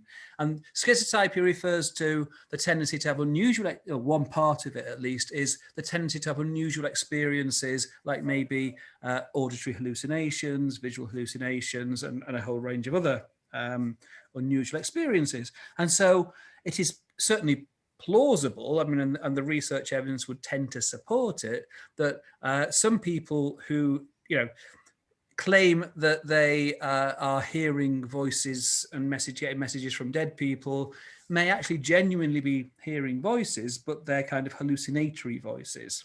It's something that's happening in their heads rather than out there in the real world. Again, I don't think that's an explanation for everybody by any means, for all mediums and so on. But this notion of what's also been recognized is that people can score sometimes quite highly on these measures and still live very happy, productive lives. This is referred to the kind of what's called the happy schizotype idea, that rather than seeing this as something to be worried about, people actually see it as a gift, something they can use to help other people. And I kind of find that, well, as I say, I find it kind of convincing, both as an explanation, but also on the basis of empirical data, that would seem to be the case. We've got another one from Kelly that I'd like to direct to Michael Marshall, actually. And it says, as a paranormal investigator, I've seen a lot of unknown stuff throughout the years. And Michael, what's the wildest thing you've seen that you've struggled to explain? See, it's quite an odd question, because I think I'm not sure I consider a lot of stuff that wild. I wouldn't call myself a paranormal investigator. I wouldn't call myself a skeptic who goes around, haunted houses. Actually, that's something Chris has done far more of and on TV than I have. But I think I tend not to ascribe the things that I see kind of the attribute wild until I kind of try to understand what they are. And I'm sort of fully aware of the fact that I have seen at the corner of my eye something that made me double take, and when you look again, it's nothing at all. So yeah, I don't think a wild sighting is something that that I'm your man for. Maybe Chris can speak to that more than I can.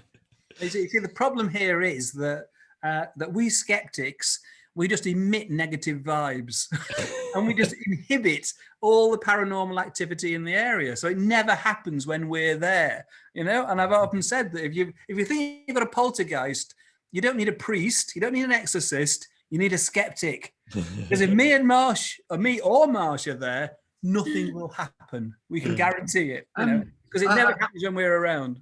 I think I remember a show about that actually, where they had this a skeptic with a medium doing paranormal stuff, and it was quite funny because all the mediums and stuff are saying, "Oh, we found this," the stuff on a recorder and all that, and the skeptic is sitting there, "I'm not feeling anything." Yeah.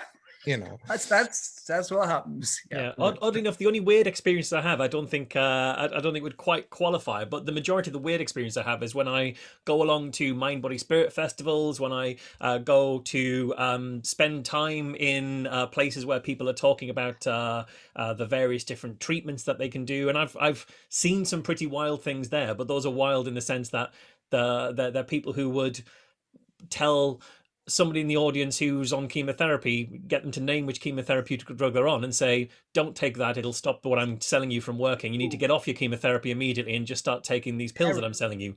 That's the stuff I would consider the wildest stuff that I've seen, but it's probably not quite in the spirit of the question.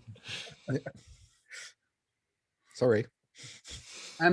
So another question we've got is from Kerry, and it is: how is it possible to distinguish between genuine, in quotes, mediums who have something and want to help, and a total rip-off merchants who want to get off on it?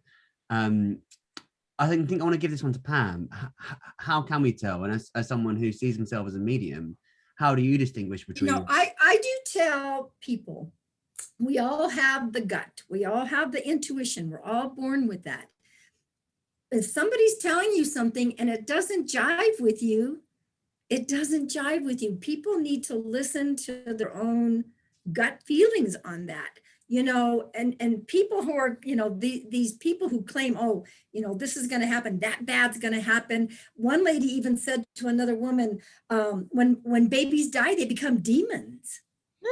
This was an alleged, I know, I'm like, and that stuff that it should be common sense. It should be common sense to listen to that. And it was like, I just tell people, you got to trust yourself. If somebody's saying something and it doesn't jive with you, it doesn't jive with you. You need to listen to that.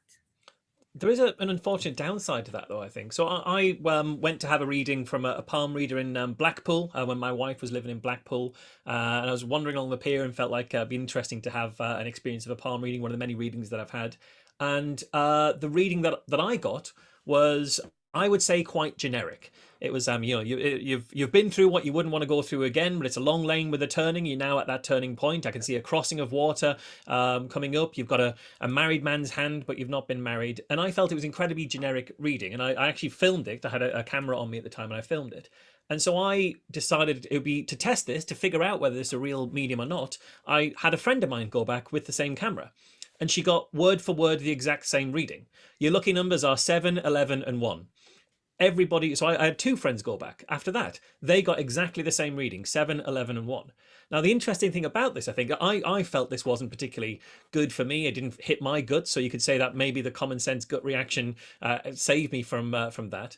But there was always a queue of people for that psychic. And as far as we can tell, that psychic just had a script and was just giving everybody basically the same script I don't think many of the people in that waiting room and who came out after me and who came out in the days and the years that that psychic's been reading that script out, I don't think many of those came away saying, I don't think that felt right to me, because it felt like intuitive stuff. Maybe I'm going to go on a crossing of water. Maybe I have been through stuff that I wouldn't want to go through again. It's nice to know there's a turning around the corner. So if we're just going on the common sense gut level sniff test, unfortunately, there's stuff you can say to people that a lot of people will say, actually, that feels real to me. That sounds about right, even if it's the same script being read to everybody. And it's people like that I think are a real issue here.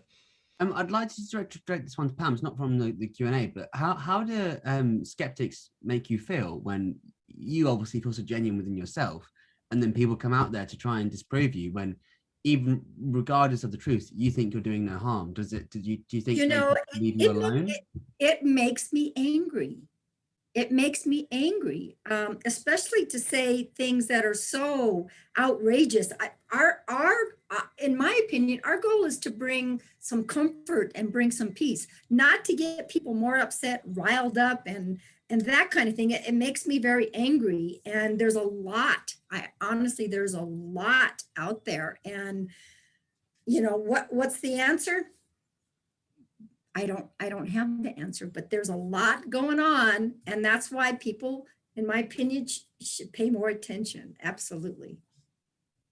Usually what I tell people, if you're looking to see if somebody's good or not, check, word of mouth is usually the best thing, because then you'll have people that look at you and whatnot. But in reference to a psychic or a skeptic coming to see me, I love them.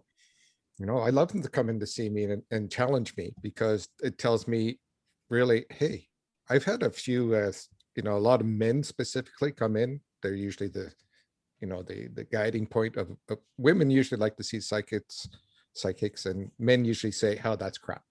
I'm not going to see a psychic. It's stupid.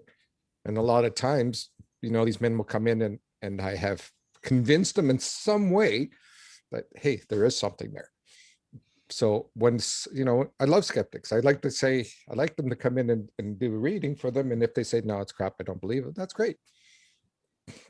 Go for it. I think one of the problems there, Ken, is that sounds a bit arrogant to say, but I think there's a difference between uninformed skeptics and informed skeptics, because an uninformed skeptic may know nothing about cold reading. May come in, just with a general attitude of this is all rubbish, isn't it? And actually go away being very impressed.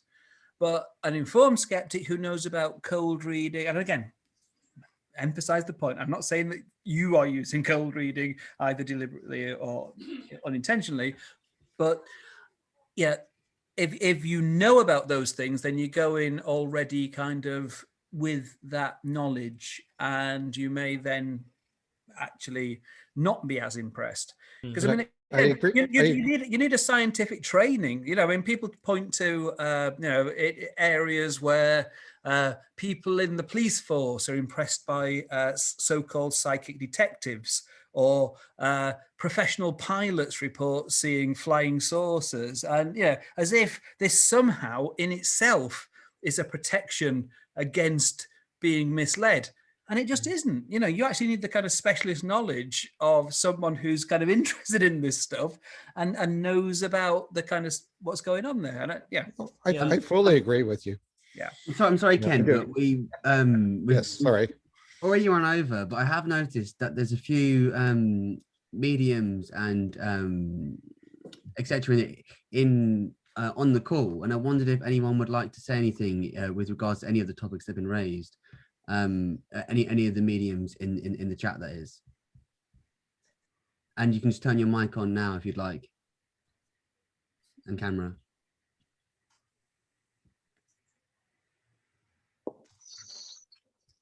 And introduce yourself as well, so everyone knows who you are. Hiya, Ross. Can you hear me, love? Yeah, I can hear you. Hiya, love. Right, I've got a question for Christopher and Mike. Do you want to just tell everyone who you are first, just so everyone who doesn't know knows? Yeah, I'm Ellen Jones. I'm a paranormal investigator with White Rose, and I help out with SWIFT as well with Derek Green. Basically, the question is, has Michael or Christopher. Yeah. ever been to a psychic and not had a card reading, just had what we call a spiritual reading? And have they ever said anything to you that cannot be questioned, like giving you an actual name or a date or anything like that, to actually prove that they are not cold reading you? No, so Sorry, go on, you first. yeah, I would say so. I've had lots and lots of readings. It's something I would do because I don't think you can do the stuff that we do without actually having the experiences. Without actually, I don't want to be the guy who just sits at home on his armchair saying, "Oh yeah, that's all bollocks," and never actually experiences it. It's really important to experience it in person. I've had lots of readings, and psychics have absolutely given me a name, and some of the names they've given me have made sense, but they've given me them amongst 20, 30 other names. And actually, there's an interview I did on a podcast that I have where I actually got a live psychic reading. And once you know about, and I think the person who was on the call with me was actually doing a cold reading. I don't know whether she was intentionally doing it, but it certainly felt that way. But once you know how some aspects of cold reading work, you know that when someone says, "What does December mean to you?" you don't immediately fill that gap and say, "Oh, December, that's my birthday," because then But I mean, has anybody ever truly give you something that you couldn't question? Not for me. I mean, Chris, I don't know. Not how for about you? you? No. I mean, I'm afraid I'm going to have to say the same as Marsh. And again, I've had lots of readings. I mean, one of the things that again, like Marsh, I mean, I've done kind of, I'm one of the kind of, renter skeptics who are wheeled out on daytime TV whenever they're doing something on psychics. I'm there to be the kind of skeptical voice. And so obviously you get chatting to the psychics before you go on and do your stuff. And so they often will try a reading on me. One of the things that I kind of often do, because I think it's kind of quite interesting, kind of trying to differentiate between cold reading, which is, using skills that will convince a complete stranger, someone that you genuinely have never met before, that they know you. And there's also hot reading, where you do your research in advance. I mean, again, I'm talking now about the deliberate con artist, not about the people. Yes, I understand what you're on about. Yeah. But all I'm saying is, have you ever? No. I know it's very difficult to go see a psychic without making an appointment, which then obviously I can understand. You think, well, they've got my name, they can check me out and all this, that, and other. No. If you could ever get to see one, basically, just sort of pop up, see him. He doesn't know nothing about you, but yet it's never happened. And even the ones who actually could have checked me out in advance, like the ones where I'm going on daytime TV with them, even they've never said anything that's been kind of remotely impressive. One of the things that I tend to do when I'm listening to a reading for another person is to think, well, how much of that reading would fit me? And on one occasion on daytime TV, and it was kind of a bit embarrassing because the psychic in question, there were 3 psychics that they had lined up doing readings for someone, and I kind of like to sit and listen and think, well, how much of that reading would work for me? In other words, how general is it that I can find something in it that makes sense to me? And the entire reading fitted me perfectly. The thing was, it wasn't a reading that was being done for me. So it kind of makes the point that, very often these readings... I understand that, like I say. But I've been with Derek. We've been doing his paranormal investigations, and I'm not on about so much readings now. I am on about genuine psychic stuff where he's, like you say, we're speaking to spirit. Now, when we go out and do a paranormal investigation, we don't tell Derek any information about the place. No history. My husband does the history for it, and he'll sit and watch the live. And when Derek comes out with anything, my husband will either tell him, yes, you're right, or no, you're wrong. And there is no way for me that Derek's been able to find out this information prior, because we don't tell him where we're going until last minute. Why would you tell him though when he actually says it? Why wouldn't you wait till the end? Because by telling him that that's correct, that means that he's again looking at it if he and comes trying to figure out. out with a name, that's the only thing we tell him. We don't tell him everything. Well, He'll just get. Ken makes a very, very good point. Once you say that name means something, then there's a possibility that even somebody who isn't intentionally cheating at all might think, well, I've said Steve, it was a yes, so I'm now going to say stuff that would relate to a Steve. So I'm not going to say, that he's a mother of two because I know it's a Steve. So you started to, narrow things down from there.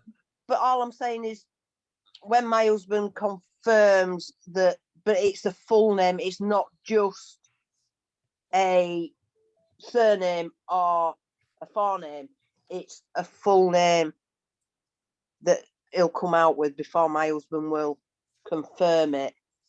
And then if he comes out and says, oh, well, he were alive in such and such a year, if it's right, my husband will say yes or no to it. I'm really sorry, but we've already run over by quite a lot, and I just want to give one final question to Pam and Ken before we do the final poll at the end.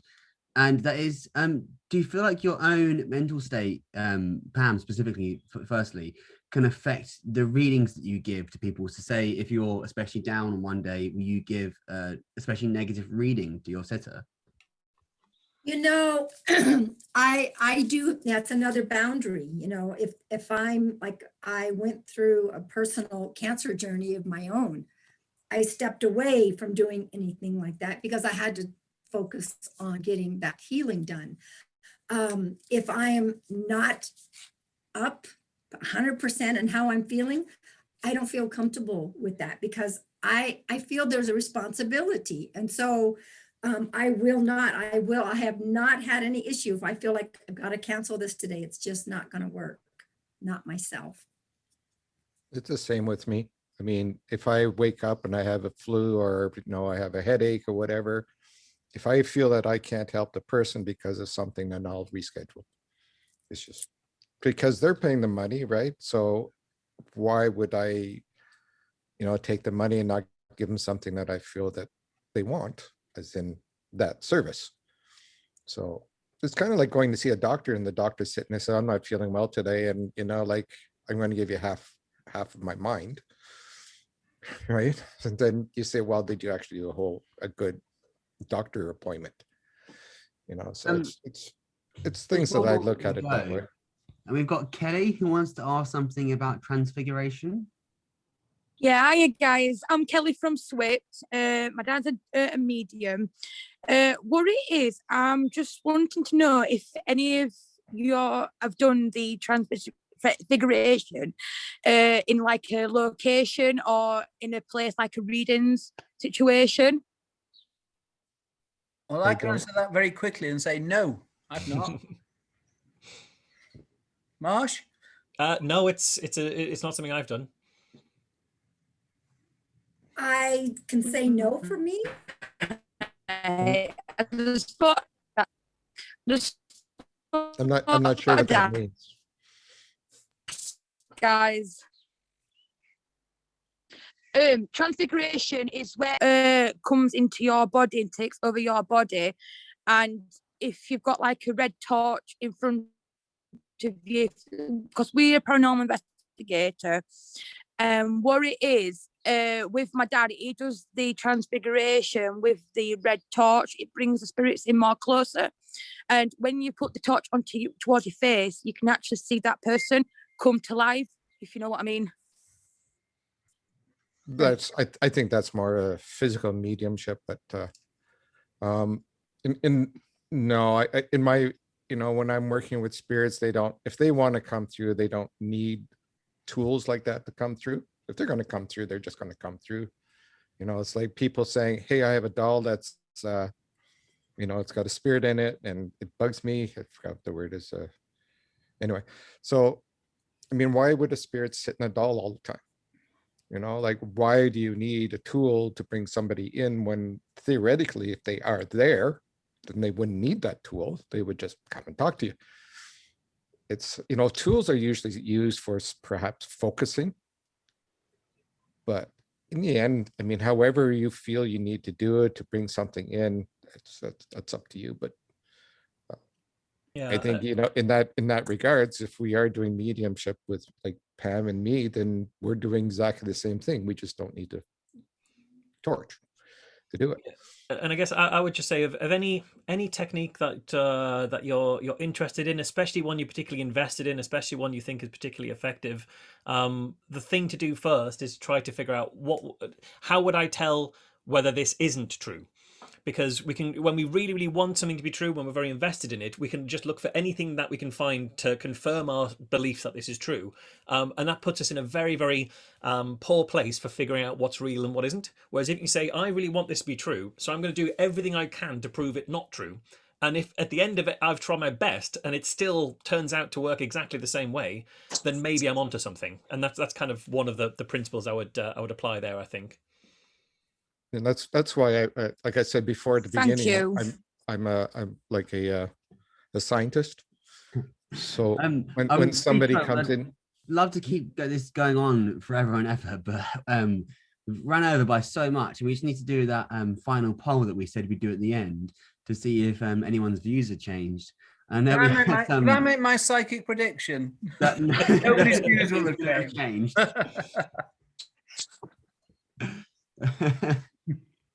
Well, if everyone could just vote, and then we can see if Chris's psychic prediction is right. This is where Chris shocks us by saying he's changed his mind.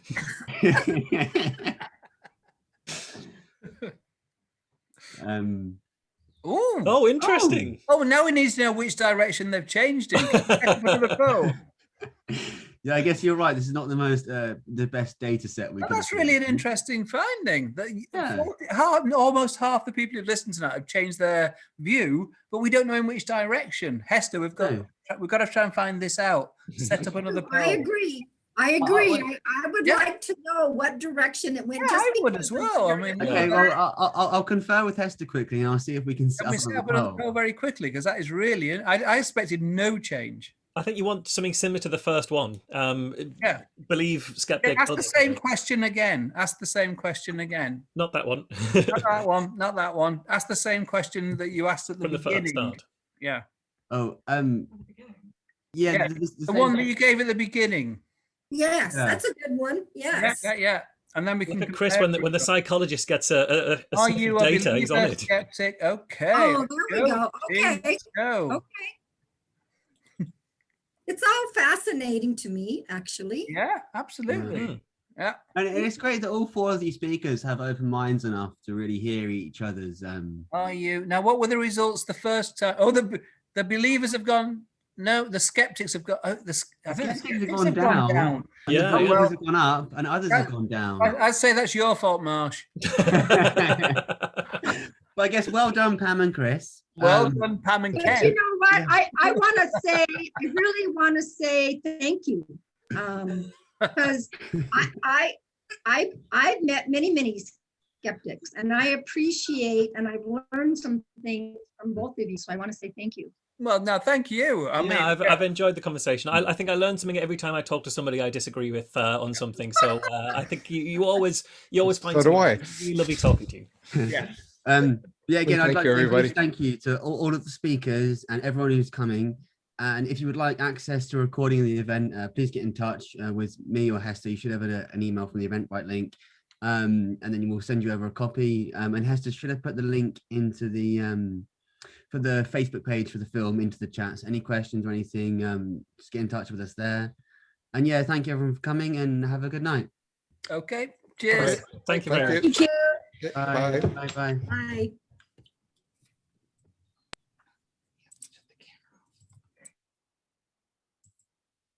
It's off.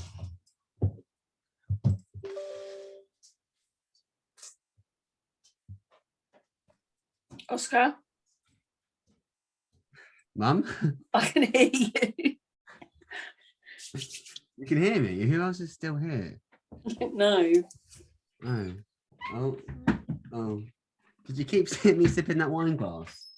No. Laura's coming in. But they went well, right? Went really well. I don't know who else is listening now though, so be mindful. No, it's really interesting. Yeah, my mum's just put a mic on the Zoom. Hi. Hi. Well done. That was great. Yeah. It was difficult because I had to keep on going from like muting myself to Facebook to check the messages to like then like to then not like unmuting the Facebook so people couldn't hear my Facebook notifications, and then it was a lot to be going through. Well, you managed it really well. It was excellent. Yeah. Who's still here? Who's studying skeptic? They're all muted. Yeah, it went well. We've got 130 quid, so that's all that matters. No, that was really interesting. Yeah. I was really impressed by both sides. Oscar, Yeah. do you think anyone else is still here? Well, there's Hester, me. We could always ask what's his name? Ken. Yeah. Are you